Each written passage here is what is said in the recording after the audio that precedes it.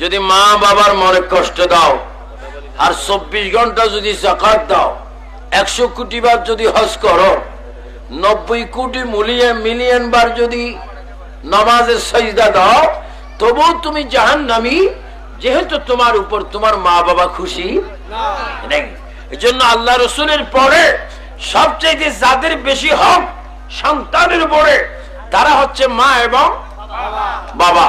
আরো জন মা এবং জোরে বলে আমরা মা বাবার খেদমত চাই কিনা, মা বাবার সম্মান চাই কিনা, মা বাবাকে আমরা তাদের রুচি মতে তাদের খেদমত করতে চাই কিনা, মা বাবার খেদমত করার হুকুম কার, আর মা বাবার সাথে সন্তানের সাথে ঝগড়া লাগাইবার কৌশল কার?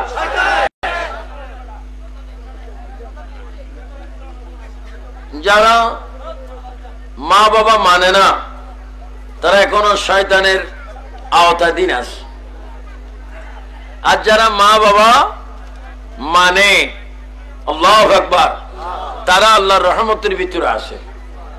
এজন্য আমি আপনাদেরকে হঠাৎ করে বলে দিলাম, আপনার মা বাবার পক্ষে এই জন্য থাকবেন, আল্লাহ রসুলের পরে সবচেয়ে বড় নিয়ামত মা এবং বাবা। কি বলতেছিলাম? রসুল পাকের আম্মা আমেনা বিবি রাদিয়াল্লাহু তাআলা আনহা, উনি রসুলের মা ছিলেন, কিন্তু হাকিকতে যখন রসুলের মাও সৃষ্টি হয়নি তখনও আমাদের নবী ছিলেন। জোরে বলুন না সুবহানাল্লাহ। যখন আল্লাহ পাক রসুলের মা বাবাকে সৃষ্টি করলেন, আদম আলাইহিস সালামকে সৃষ্টি করলেন, তখনও আমাদের নবী ছিলেন। সুবহানাল্লাহ বলেন। তাহলে আমাদের নবী এমন এক নবী যিনি সৃষ্টির আগেও ছিলেন।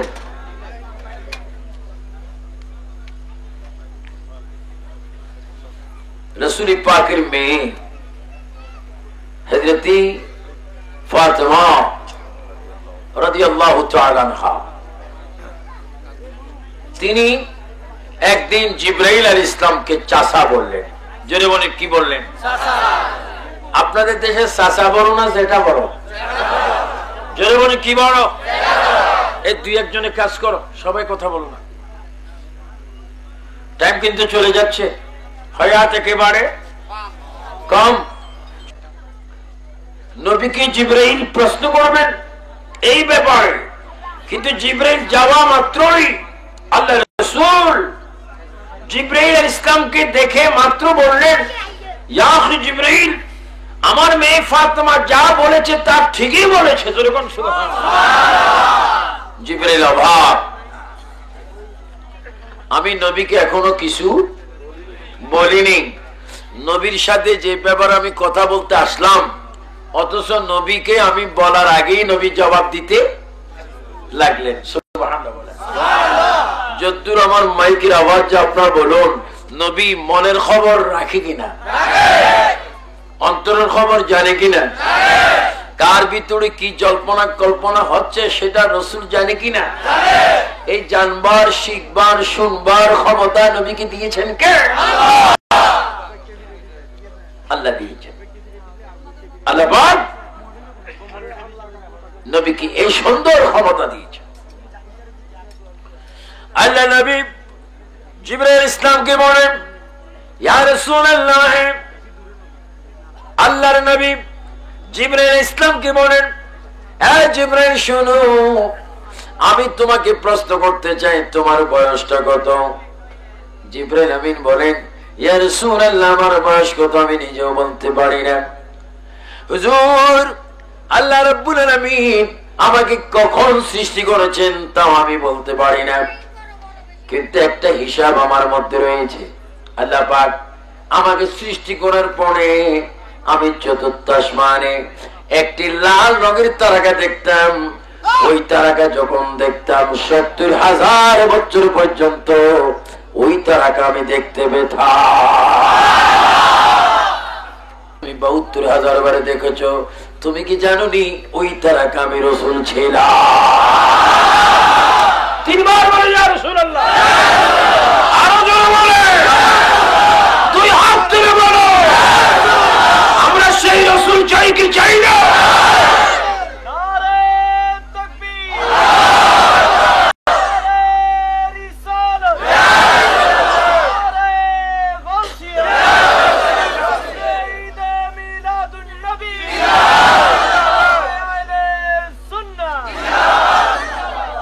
শুনুন, তোর মিলাদুন নবী এটা তো 1484 বছর আগের ঘটনা। কিন্তু জিবরাইল বলেন, ইয়া রাসূলুল্লাহ, আমি চতুর্থ আসমানে লাল তারাকা দেখতাম 70,000 বছর, আবার দেখতাম না 70,000 বছর। এইভাবে আমি উঠতে ডুবতে আমি নিজে দেখেছি 72,000 বার। তো আমি জিবরাইলের বয়স কত আপনি বলুন? এটা মোটো আশ্চর্য হলাম না? যে তারাকা তুমি দেখেছো 70,000 বছর, তখন আমি আল্লাহর ইবাদতে আল্লাহকে ডাক দিতাম, জিকির করতাম। আবার যখন দেখতাম 70,000 বছর, আমি একটা সিজদার মধ্যে থেকে থেকে আমার উম্মতের গুনাহ আল্লাহর কাছে মাফ চাইতাম। উচ্চ স্বরে বলেন সুবহানাল্লাহ। নবীর উম্মত হবে এটা নবী জানে কিনা? আরো যেন জানে কিনা? এ ক্ষমতা নবীকে দিয়েছেন কে? আল্লাহ। নবীর উস্তাদ কে? আল্লাহ। তো নবীর উস্তাদ যদি আল্লাহ হয়, নবী কি মূর্খ বলা যাবে? না। কিছু প্রফেসর আছে কয় নবী মূর্খ। তো নবী মূর্খ, বেয়াদব তুই মুফাসসিরে কোরআন। হ্যাঁ, নবী মূর্খ, তুমি কারি সাহেব, তুমি বাংলা টিচার, ইংরেজি স্যার, গণিত স্যার, তুমি পণ্ডিত, তুমি ডক্টর, তুমি ডাক্তার, তুমি সিভিল সার্জন, তুমি বড় জ্ঞানী। এই বেয়াদব, সমস্ত জ্ঞানের মা, সমস্ত এলেমের খনি, সমস্ত এলেমের মা বাপ আমার নবী। সুবহানাল্লাহ। নবী সমস্ত এলেমের শহর, আর সেই শহরের দরজা শের খোদা হযরত আলী। চিৎকার দি বলেন সুবহানাল্লাহ। তাহলে মিলাদুন নবীর বয়স কি 1,500 বছর না আরো আগো? তাহলে আরো আগো নবী ছিলেন। কিভাবে ছিলেন? আমাদের আব্বার নাম বাবা আদম, আমাদের মায়ের নাম মা হাওয়া আলাইহিস সালাম। আমি গত রমজানে সংযুক্ত আরব আমিরাতে গিয়েছিলাম। সেখান থেকে আসতে সোনার মক্কা মদিনা শরীফ গিয়েছিলাম। জেদ্দায় বাবা আদম আলাইহিস ইসলামের কবর রয়েছে, ওনার জিয়ারত করা হলো। তো বাবা আদম এমন একজন মানুষ যার মাও নাই বাবাও নাই। বলেন, বাবা আদম আলাইহিস ইসলামের মার নাম সবাই জানেন? ওনার মার নাম কি? সবাই বলেন নাই। আর মার নাম কি?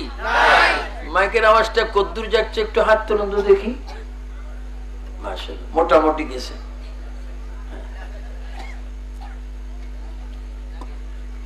আদম আলাইহিস ইসলামের মা নাই। বলেন, আদম আলাইহিস ইসলামের মা নাই, বাবা নাই, মাও নেই।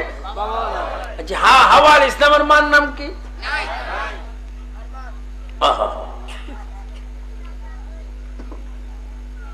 মা হাওয়া এবং বাবা আদম, এই উভয় জনকে আল্লাহ পাক স্বামী স্ত্রী হিসাবে কবুল করেছেন। আদম আলাইহিস ইসলাম শুধু একা ছিলেন। একা কি ছিলেন? একা। তার সাথী সঙ্গী কেউ ছিল না। আল্লাহ পাক আদম আলাইহিস ইসলাম থেকে, আদম আলাইহিস ইসলামের বাম দিক থেকে মা হাওয়াকে বানালেন। মা হাওয়া আলাইহিস ইসলাম তৈয়ার হলেন কোথায়? জান্নাতে। আর যদি বলেন কোথায়? তখন আপনারা কোথায় ছিলেন?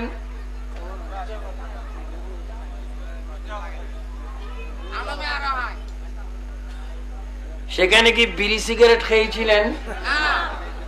প্রাইভেট মদের বোতল, গাঁজা, ক্রাম্বো, সিনেমা ইত্যাদি ইত্যাদি কি অবস্থায় ছিলেন? আহা মুসলমান, অনর্থক বেনামাজি হচ্ছি, অনর্থক গুনাহে কবিরায় লিপ্ত হচ্ছি। কারণ তুমি তো ওই মানুষ, যেই মানুষটির জীবনের মালিককে, অথচ আল্লাহর কথা তুমি আমি মানি না। যদি মানতাম ফাঁসক্ত নামাজ পড়তাম, ঠিক কিনা? আপনারা বলেন আজকের থেকে আল্লাহর ভয়ে নবীর মহাব্বতে ফাঁসক্ত নামাজ চাই কিনা? ডাইন হাতটা এইভাবে তুলে, ডাইন হাতে অঙ্গুল কয়টা? জোরে মানে কয়ক্ত? আর একটু জোরে কয়ক্ত? নামাজ চাই কি চাই না? নামাজ পড়ার হুকুম কার? হাত নামাজ।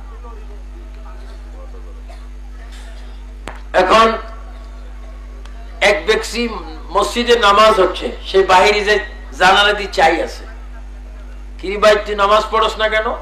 আমি ওয়াদা করছি নামাজ চাই, এরা নামাজ পড়বে, আমি জানালা দিয়ে চাই থাকবো।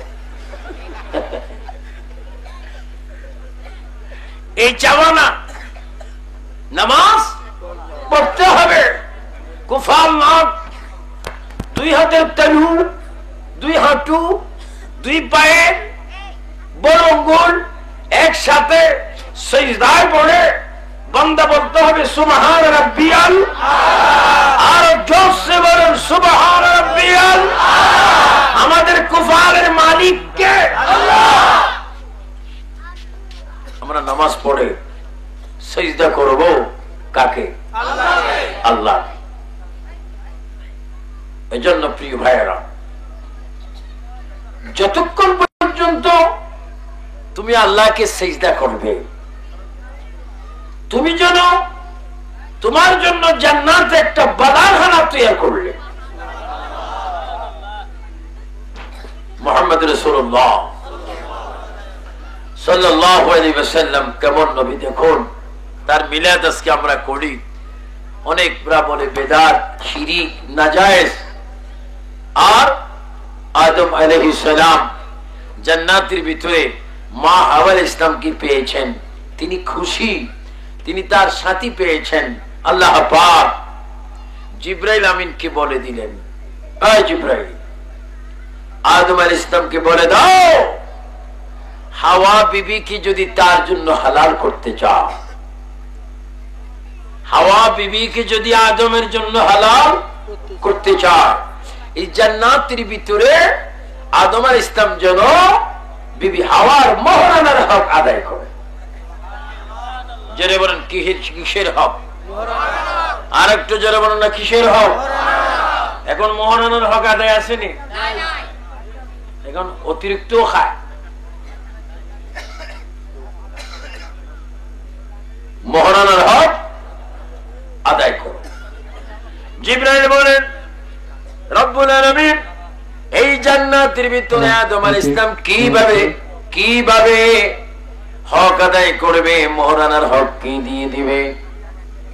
আল্লাহ পাক শিক্ষা দিচ্ছেন, জিবরাইল আদমকে বলে দাও, আমার আখিরি নবী মুহাম্মদুর রাসূলুল্লাহ সাল্লাল্লাহু আলাইহি ওয়াসাল্লামের উপর যেন 10 বার দুরূদ শরীফ পড়ে। 10 বার দুরূদ শরীফ পড়লে এটা হাওয়া বিবির জন্য মোহরানার হক আদায় হয়ে যাবে। আর একটু জোরে বলো সুবহানাল্লাহ। মোহরানার হক ছিল আমাদের নবী দুরূদ শরীফ, চিৎকার দিবেন সুবহানাল্লাহ। তাহলে মুহাম্মদুর রাসূলুল্লাহ এমন একজন নবী ছিলেন, এমন একজন রাসূল ছিলেন, যিনি মা হাওয়া বাবা আদম পৃথিবীতে আসার আগে তিনি নবী ছিলেন। আল্লাহর নবী এই জন্য হাদিস শরীফের মধ্যে বলেন, কুনতু নবিয়্যা ওয়া আদমু বাইনাল মাই ওয়াত তিন। আমার নবী বলেন, আমি তখন নবী ছিলাম, তখন আল্লাহর দরবারে পয়গম্বর ছিলাম, যখন আদম আলাইহিস সালাম মাটি এবং পানির মধ্যে মিশ্রিত ছিল, তখন আমি মুহাম্মদ আল্লাহর দরবারে নবী ছিলাম। বলুন ইয়া রাসূলুল্লাহ, তখন আমার নবী ছিল কি ছিল না? এখনো আছে নবীকে ক্ষমতা দিয়েছেন কে? আমিন বলো না। মুহাম্মদুর রাসূলুল্লাহ সাল্লাল্লাহু আলাইহি ওয়াসাল্লাম, আমাদের প্রিয় নবী মুহাম্মদুর রাসূলুল্লাহ সাল্লাল্লাহু আলাইহি ইসলাম, তিনি আগেও ছিলেন, এখনো আছেন, কিয়ামত পর্যন্ত। ওটা রাখো না। প্রিয় ভাইরা, মুহাম্মদুর রাসূলুল্লাহ সাল্লাল্লাহু তাআলা আলাইহি ওয়াসাল্লাম আগেও ছিলেন, এখনো। সব একটু জোরে জোরে বলুন, ইয়া রাসূলুল্লাহ, ইয়া হাবিবাল্লাহ, ইয়া রাসূলুল্লাহ, ইয়া হাবিবাল্লাহ। গোসল করাইয়া কাফন পড়াইয়া, বড় গোসল করাইয়া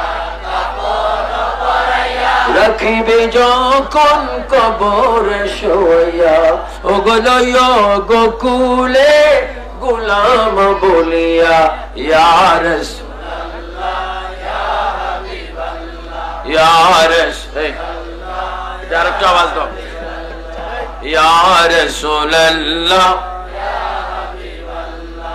অন্ধকার কবরে যখন দিবে আমাকে, বলো অন্ধকার কবরে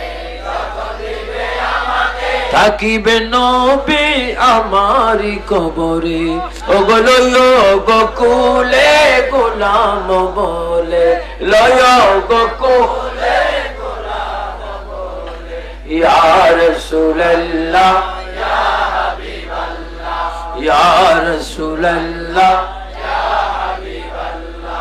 আপনারই নূরের ঝলক লাগিয়া, বল আপনারই নূরের কবরের আধার যাবে চলিয়া, দয়া করিয়া দিও গো দেখা, দয়া করিয়া দিও গো দেখা, ইয়া রাসূলুল্লাহ, ইয়া হাবিবাল্লাহ, ইয়া রাসূলুল্লাহ, ইয়া হাবিবাল্লাহ। নবীর মনে আমার প্রিয় নবী এমন একজন নবী, যিনি আদম আলাইহিস সালাম থাকার আগে, সৃষ্টি হওয়ার আগে যিনি নবী ছিলেন। মা হাওয়া আদমের সাথে যখন হচ্ছেন, তখন আমার নবী নবী ছিলেন। তোর বুঝে গেল এই যে মিলাদুন নবী করা হচ্ছে, একটা জাহিরি মিলাদুন নবী, একটা বাতিনি মিলাদুন নবী। আমার নবীর আসলে জন্ম হয়েছে, আল্লাহ ব্যতীত যখন কিছু ছিল না, তখন আল্লাহ পাক আমার নবীকে বানিয়েছেন। জোরে বলুন সুবহানাল্লাহ।